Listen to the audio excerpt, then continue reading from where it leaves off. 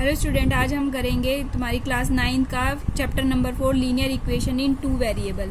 Linear equation क्या होती है मैंने बताई थी आपको, जिसके अंदर कोई इक्वेशन दे रखी है, उसकी हाईएस्ट पावर 1 होती है। वेरिएबल की हाईएस्ट पावर या डिग्री बोल लो, जो जिसकी हाईएस्ट डिग्री 1 होती है। जैसे x प्लस 1 कर लो इसमें। अब यहाँ पे हम कर सकते हैं x प्लस में y कर सकते हैं हम इसमें। अब 2 वेरिएबल में यानी कि 2 वेरिएबल आएंगे। x प्लस यहाँ पे जैसे z भी आ सकता है, यहाँ पर x प्लस y भी आ सकता है, लेकिन इन सब की डिग्री क्या हो जाएगी हमारी 1। यानी हाईएस्ट डिग्री क्या होती है, तो लीनियर इक्वेशन। लीनियर यानी कि जिसकी वेरिएबल की पावर 1 होती है, और 2 वेरिएबल यानी 2 वेरिएबल। जैसे यहाँ पर x और z वेरिएबल है, यहाँ पर x और y वेरिएबल है, या फिर y और z भी हो सकता है। ऐसे करके ये चैप्टर का नेम है तुम्हारा। अब हम एक्सरसाइज 4.1 स्टार्ट करेंगे। देखो फर्स्ट क्वेश्चन है आपका, the cost of a notebook is twice the cost of a pen. Right a linear equation in 2 variable to represent this statement. यानी कि एक नोटबुक है, उसकी जो कॉस्ट है वो पेन से डबल है, यानी ट्वाइस यानी कि दुगनी है।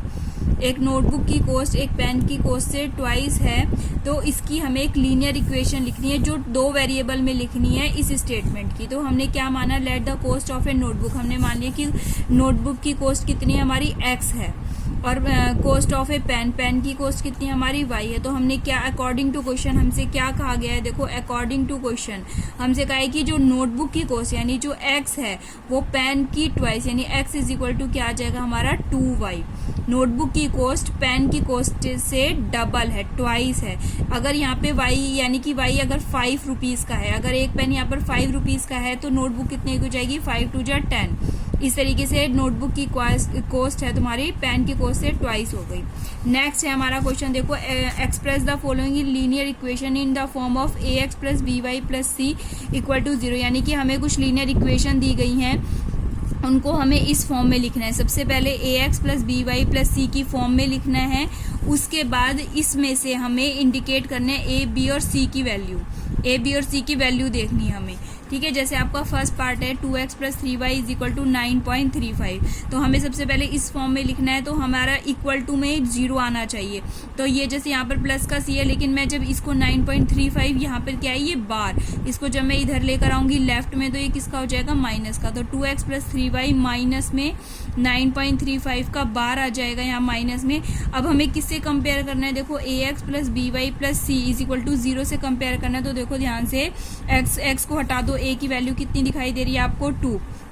जो x का कोफिशिएंट होता है, x का कोफिशिएंट जो भी मल्टीप्लाई में, वो तो होती है a की वैल्यू। तो a की वैल्यू कितनी आ गई, 2 आ गई। जो y के मल्टीप्लाई में होता है यानी इससे कंपेयर करेंगे, तो b की वैल्यू कितनी आ गई, 3 आ गई। और यहाँ पर देखो c तो प्लस का है, लेकिन ये वैल्यू किसकी है हमारी, माइनस की। तो c की वैल्यू कितनी आ गई हमारी, माइनस का 9.35 का बार। अब हमारा सेकंड पार्ट दे रखा है, देखो x minus y upon 5 minus 10 is equal to 0 दे रखा है। इसमें तो इक्वल टू में 0 है, तो इसमें हमें इक्वल टू से यहाँ पे कुछ भी लाने की जरूरत नहीं है। यहाँ पे अब लिख दी मैंने इक्वेशन, किससे कंपेयर करना है, ax plus by plus c is equal to 0 से करना है। अब देखो यहाँ पर x के मल्टीप्लाई में 1 है, कुछ भी नहीं है, तो हम मल्टीप्लाई में 1 लिख सकते हैं। तो यहाँ पर a का कोफिशिएंट क्या, x का कोफिशिएंट क्या है हमारा 1, तो a की वैल्यू कितनी आ गई हमारी 1 आ गई। अब देखो इसे y को अगर मैं हटा के एक तरफ लिख दूँ, तो यहाँ पर इसके मल्टीप्लाई में क्या है 1, तो y के मल्टीप्लाई किससे हमारी, माइनस का 1/5 से, तभी तो ये माइनस का y अपॉन 5 आएगा। तो b की वैल्यू कितनी आ गई हमारी, माइनस का 1/5 आ जाएगी। c की वैल्यू कंपेयर करेंगे, तो c की वैल्यू कितनी आ गई हमारी, माइनस का 10 आ गई। थर्ड पार्ट है आपका, देखो माइनस का 2x plus 3y is equal to 6 है। इक्वल टू में 6 है, तो सबसे पहले 6 को इधर लेकर आएंगे। जब इधर लाएंगे तो ये किसका हो जाएगा, माइनस का 6 हो जाएगा। इक्वल टू में 0 हो जाएगा। अब इसको कंपेयर करो, ax plus by plus c is equal to 0 compare करेंगे, तो देखो a की वैल्यू कितनी है हमारी, यहाँ पे x का कोफिशिएंट क्या है हमारा, माइनस का 2। तो a की वैल्यू कितनी आ गई, माइनस का 2 आ गई। b की वैल्यू कितनी आ जाएगी, 3 आ जाएगी।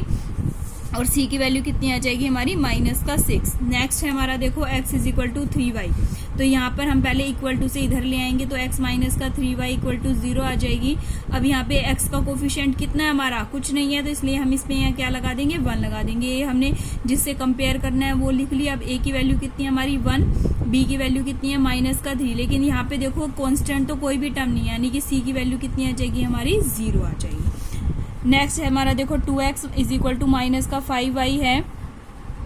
तो हमने क्या करा, इसको पहले माइनस के 5y को इधर ले आए तो 2x plus 5 is equal to 0 आ जाएगी। अब इसको इक्वेशन हमने जिसे कंपेयर करे वो लिख दिया 2x plus 5y, ax plus by plus c is equal to 0 लिख लिया। अब कंपेयर करो, देखो a की वैल्यू कितनी आ गई हमारी 2 आ गई, y का कोफिशिएंट क्या है हमारा 5 है, तो b की वैल्यू कितनी आ गई 5 आ गई, और c यहाँ पे कोई भी मल्टीप्लाई में, अब देखो फिर से कांस्टेंट नहीं है ना, जो भी कांस्टेंट टर्म होती है यहाँ पे प्लस में या माइनस में वो c की वैल्यू होती है, ना तो हमारे फोर्थ पार्ट में थी और ना ही हमारे फिफ्थ पार्ट में, तो c की वैल्यू कितनी आ जाएगी हमारी 0। यहाँ पे 6 पार्ट है तुम्हारा 3x plus 2 is equal to 0, तो यहाँ पर हमारा फिर से यहाँ पे भी इक्वल टू में कुछ नहीं है, 0 है, तो सबसे पहले हमें जिसे कंपेयर करना है वो लिख दिया हमने x plus b y plus c is equal to 0। अब कंपेयर करेंगे, देखो x का कोफिशिएंट कितना है हमारा 3 है, तो a की वैल्यू कितनी आ गई 3। अब लेकिन यहाँ पर देखो y का कोफिशिएंट y तो है ही नहीं, y की टर्म कुछ नहीं है, यहाँ पर आप ये भी लिख सकते हो प्लस में 0 इंटू में y, तो यानी कि 0 की मल्टीप्लाई y से करेंगे 0 आ जाएगा, यानी y की टर्म तो यहाँ पर कुछ भी नहीं है, तो यहाँ पर b की वैल्यू कितनी आ जाएगी हमारी 0। यहाँ पर इसको b की वैल्यू मत कर देना, यहाँ y की कभी आप b की वैल्यू 2 कर दो, क्योंकि यहाँ पर y नहीं है, जो भी y होता है उसके कोफिशिएंट को हम b कहते हैं, तो b की वैल्यू कितनी आ गई 0, और ये बाकी का जो बचता है ये कांस्टेंट होता है, तो c की वैल्यू कितनी आ गई हमारी 2। नेक्स्ट है हमारा y minus 2 is equal to 0 है, देखो इसमें भी लिख ली पहले हमें जिससे कंपेयर करने ax plus b y plus c is equal to 0। अब यहाँ पे जैसे उसमें था वहां पर y का कोफिशिएंट नहीं आता, यहाँ पर x का नहीं, तो इसको ऐसे भी लिख सकते हैं 0 इंटू एक्स प्लस में y इज इक्वल टू, क्योंकि 0 में x की मल्टीप्लाई करेंगे 0 ही आएगा, तो यहाँ पर a इज इक्वल टू कितना आ जाएगा, कंपेयर करेंगे तो a इज इक्वल टू 0 आ जाएगा, b इज इक्वल टू कितना आएगा, देखो y का कोफिशिएंट क्या है हमारा 1, तो b इज इक्वल टू 1 आ जाएगा, और c की वैल्यू कितनी आ जाएगी हमारी माइनस का 2 आ जाएगी। नेक्स्ट है आपका 5 इज इक्वल टू 2x है, देखो इस 2x को इधर ले आए, 5 माइनस 2x हो जाएगा हमारा, ठीक है। अब यहाँ पे इसको फिर से ये इक्वेशन लिख ली हमने जो हमें प्रूफ करनी है। अब यहाँ पर देखो ध्यान से, ये ना हो कि a की वैल्यू आप 5 कर दो, a की वैल्यू 5 नहीं है, यहाँ पे जो x का कोफिशिएंट होता है वो हमारी a की वैल्यू होती है, तो x का कोफिशिएंट कितना है इसके अंदर माइनस का 2, तो a की वैल्यू कितनी आ गई हमारी माइनस का 2 आ गई। अब देखो यहाँ पर y को की इसमें कोई टर्म है हमारी, नहीं है ना y की टर्म, तो इसीलिए यहाँ पर b की वैल्यू कितनी आ जाएगी 0 आ जाएगी, और c की वैल्यू कितनी आ जाएगी 5। ओके बच्चों।